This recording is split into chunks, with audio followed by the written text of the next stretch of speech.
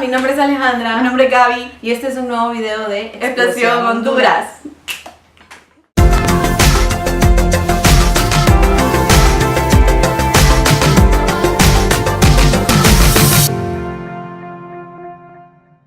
Hola a todos nuevamente. Hoy vamos a compartirles un tema súper importante y muy especial que ha sido tendencia en este mes y es la amistad.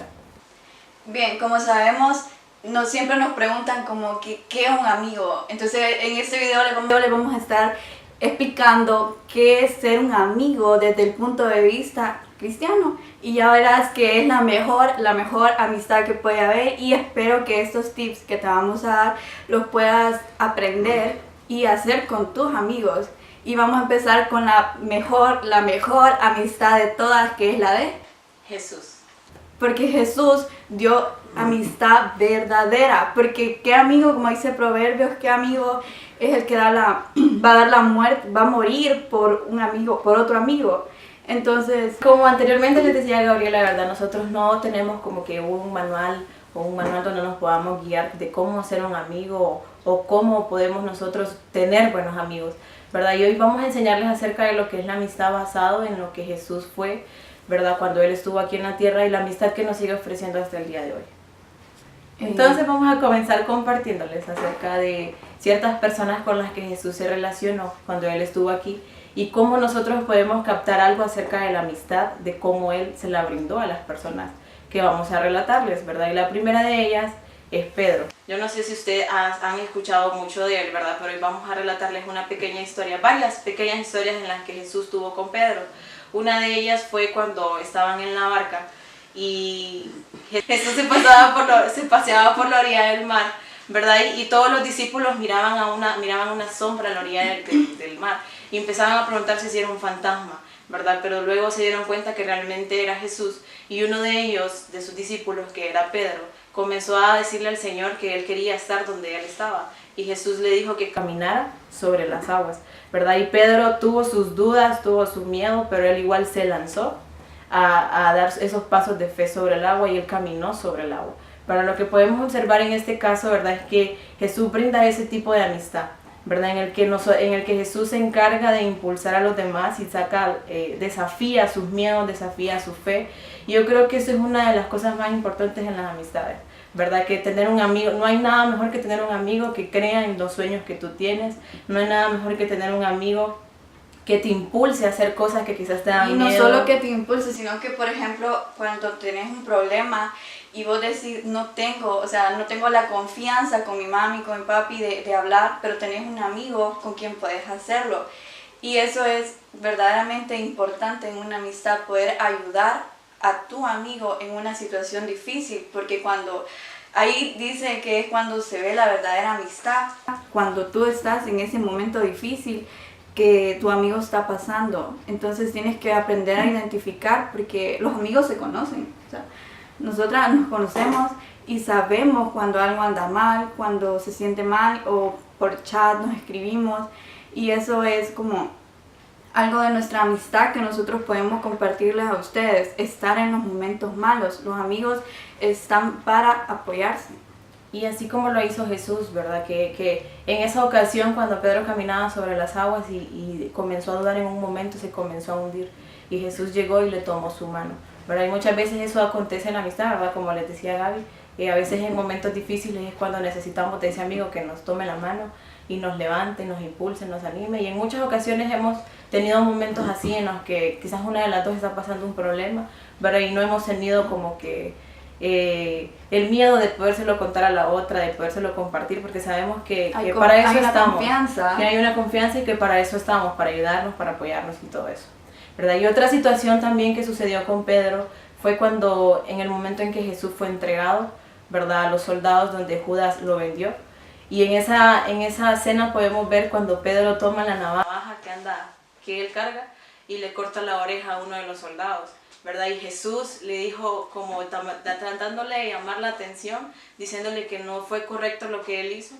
Y en ese momento Jesús tomó la oreja del soldado, la volvió a poner en su cuerpo, y el soldado vio el milagro que Jesús hizo.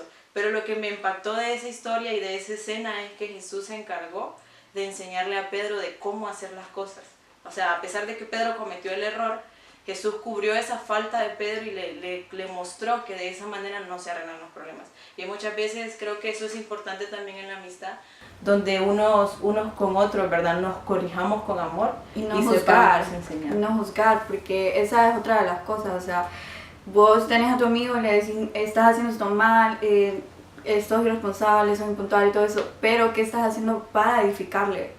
Un amigo debe edificar. Algo que decía Proverbios que me gustó bastante es que dice que para ser amigo, primero tenés que ser vos amigo. O sea, ¿cómo pensás tener un amigo si vos no sos primero un amigo? O sea, basado en eso también hay un ejemplo, ¿verdad? Que es sobre Judas, ¿verdad? Yo creo que este discípulo, todos sabemos que fue quien traicionó a Jesús. Y una de mis preguntas más interesantes es por qué Jesús, sabiendo que Judas lo iba a traicionar desde un inicio, desde que lo hizo parte de sus 12 discípulos, él sabía que Judas lo iba a traicionar. Y a pesar de todo eso, como decía Gaby, no juzgó. Jesús nunca lo juzgó, sino que lo amó. Saber perdonar, que es otro tip. O sea, no sé si vos que estás viendo este video te acordaste ahorita de esa amiga que está ahí, que bloqueaste en WhatsApp, ahí que la tenías bloqueada en Facebook, en Instagram, y te acordaste que peleaste con ella y quizá fue por alguna tontería.